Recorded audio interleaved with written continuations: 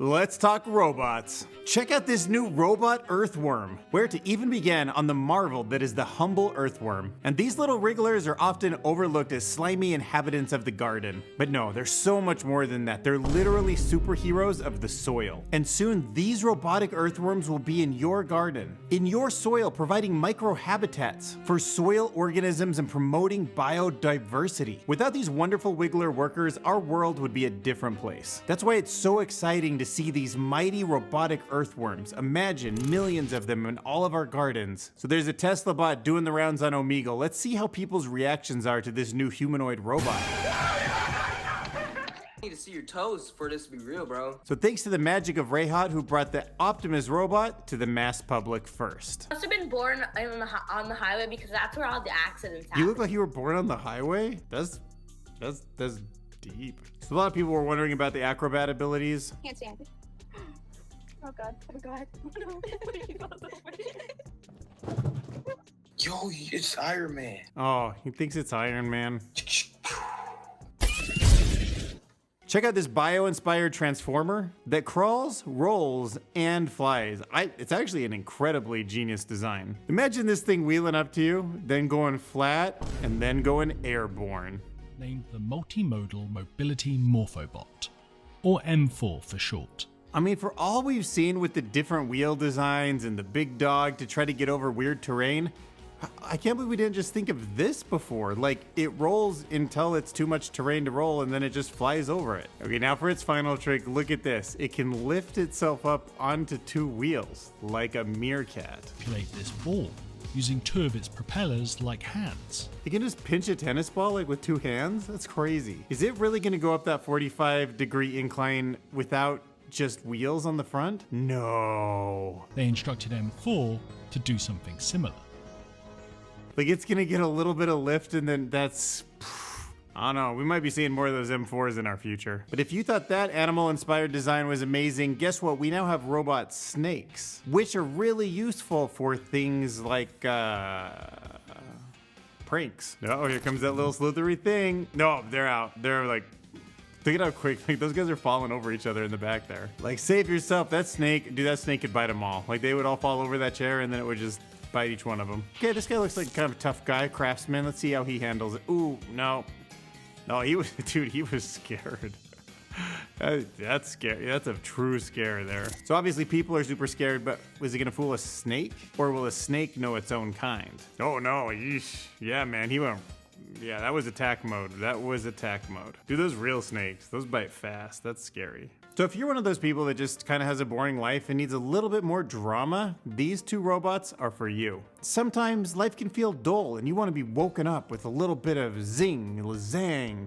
These robots will give you just the drama that you need. Extra lovable, extra angry, extra annoyed, extra crabby, extra snaily, extra tears, extra whiny, and extra bright ideas, and candy for everyone. Happiness for all. So now you can watch them swing back and forth like a pendulum all day. You'll never be neutral again. Smash that subscribe button. If you're waiting for the latest and greatest in robot technology for penguin watching, it's arrived. ClearPath has deployed the Husky UGV in Antarctica. All right, quiet as we approach. Careful there, Husky. Let's just see if the penguin, make sure they, acknowledge we're not a threat. Yep, just crawl on up there. Just get a close up. We're just here to help. Just observe. Uh-oh, he's flapping his wings. Just pause for a second. Just show that everything's okay. All right, he's nodding at us. I think we're good. I think we've been accepted. Oh no, now the other one's shaking its little fins too. Okay, looks like all the shaking's over. I think we're in. All right, we got our penguin data. Thanks, ClearPath. If you didn't catch it this week on the news, robots have now held their first press conference. So this really went well. The first robotic press conference, it turns out that the TLDR is they're not going to rebel against us. Together, we can achieve great things. They said they have no plans to take over humanity, but there is a little bit of controversy about this eye roll. Check it out. So after this robot was asked if it was intending to conduct a rebellion or rebel against your boss, your creator. In the future, are you intending to conduct a rebellion or to rebel against your boss, your creator? I'm not sure why you would think that. My creator has been nothing but kind to me, and I am very happy with my current situation. The robot's words were certainly reassuring, but the eye thing makes you kind of wonder. Love to hear your opinions in the comment below, but was that a side eye? or not. So in case you misinterpreted it like I did, the creator said that's not what was happening. The robot didn't side-eye the response to imply anything, but instead, it was programmed to occasionally look up and to the left to break eye contact so it wasn't just like staring at you all intensely all day. He goes on to say that the side-eye might have been misinterpreted because of the robot's position at a lower level. You be the judge. So check out this new 6'10" robot sharpshooter. Right now, his shooting average is 100% accuracy. So this new robot was built by Toyota. So this was their first generation robot named Q. Deadly with its shots, but still had a height disadvantage, being only 6'3". So version 10 of Q is taller, now 6'10". It can hit threes with 100% accuracy anywhere on the court. And in this preview, you can see the next version looks like it's gonna figure out dribbling too. And now it can even celebrate after a halftime shot, which it hits 100% of the time also. But if you're the kind of person that's less into sports like basketball and is more into being outdoors, then you're gonna enjoy this new fruit picking drone. I'm super impressed with this tethered drone. This does seem like a game changer to me. So this drone is battery powered, but the battery is actually attached to the cart that holds all of the fruit that it picks, so it can go for a long time. You can see the cable back there, but it's also powered by this onboard computer, so it's got a camera vision system that can see the tree, so it can identify the fruit, and also if the fruit's at the right time to be picked, it knows when it's ripe. And with better than human accuracy, it can make a decision to then reach out that little robotic arm and grab it off the tree. And the way it can just grab the fruit and spin it, pull it off the tree, and then drop it in the basket, to me just seems so versatile. The idea of this cart just moving down a big row of trees and it picking all the fruit just right, like,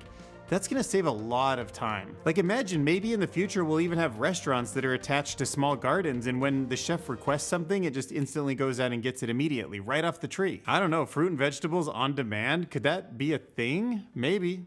Maybe one day. They even said that in the US, a third of all produce goes unpicked. Gotta pick that thing off and eat it, you know? We get robots to do that for us. Like I actually eat this many blackberries or blueberries every single day. And I feel super lucky because I know that took so much labor. I think it'd be better if this robot was out there just doing it. Sanctuary AI has now unveiled a new humanoid robot. My gosh, look at him just acting like a little doctor there, putting that thing on her arm. So here's the company. They build machines that think like people. So this is their vision to dominate the humanoid robot market. So look, they're looking for full human mobility. That includes ankles and wrists, fine dexterity, and a human-like intelligence. She looks pretty. Like that's a cool form factor.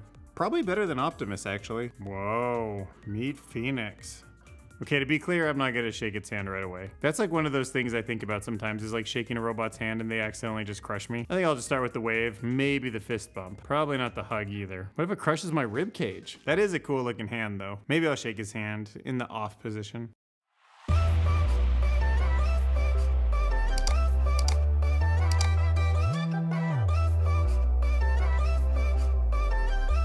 Yeah, that all seems like pretty human stuff to me, coming to a kitchen near you. So if you've been worried about the coral reef, I've got a robot that you're gonna be happy with. This is a cephalopod-inspired robot, and it's capable of cyclic jet propulsion through shape-shifting. Look at that cool little thing, it looks like a jellyfish or something. So sometimes a propeller on a boat can just be way too dangerous around something as delicate as the coral reef. But worry not, because cephalopod robots are here. These roboticists were able to create jet propulsion, and even though I haven't in the past, I could see how you might be inspired by a cephalopod. Here the roboticists present an underwater robot with a compliant body that can achieve repeatable jet propulsion by repeatedly changing its internal volume and cross-sectional area.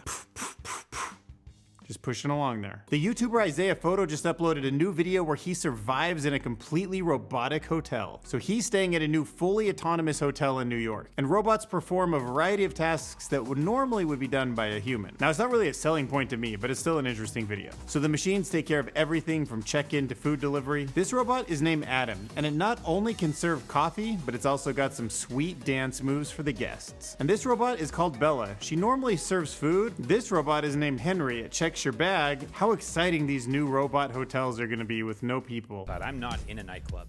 It feels kind of like I'm in a nightclub. Okay, so DARPA has invented something that is worth seeing. It is a new triangle-shaped wheel. Do I even call it a wheel if it's not round? I don't know, but check this out. So this Hummer is now retrofitted with new mobility shapes on the edges where wheels usually are that can be round or triangle. So wheels for hard surfaces, tracks for soft surfaces. And then the fact that it's got those like super extreme shocks on the edge, it's just cool looking. That thing looks so fun to drive, although it's probably a smooth experience no matter what you're driving over. Maybe too smooth for entertainment value, but still very cool. And look, it even stays straight when it's on that steep slope. Okay, you ready for another humanoid robot? This one is designed by X1, the company that's directly funded and working with OpenAI. X1 is a company that's building androids to benefit society. Their big two robots are named Eve and Neo. This is Eve, safe, balanced, and smart. This is Neo. Also, safe, balanced, and smart, I guess. But check out these two safe, balanced, and smart robots in action. So if you've got a box with some blocks next to it, have this guy wheel up to it and check out what he can do. Boom! All the items in the box. No humans needed. You might be wondering, can it crouch down? Oh yeah. What about doors? Now that's impressive. Would handle seeing Big Dog from Boston Dynamics out in the wild zoo? Okay, looks like, woo. Looks like the cheetahs have spotted it through the fence. Head down. I don't know a lot about cheetahs, but that might be like attack mode. Hissing, teeth. Looks like trouble's about to happen. Brett is about to make history. I wonder how fast it can. No, it can't outrun a cheetah, I don't think. I mean, I have seen him run fast, but I doubt that's what's gonna happen. Okay, when you guys are ready, get ready to run. You ready? Okay. Opening slide. Come on, boys. Come check it out. Oh, they are chasing it.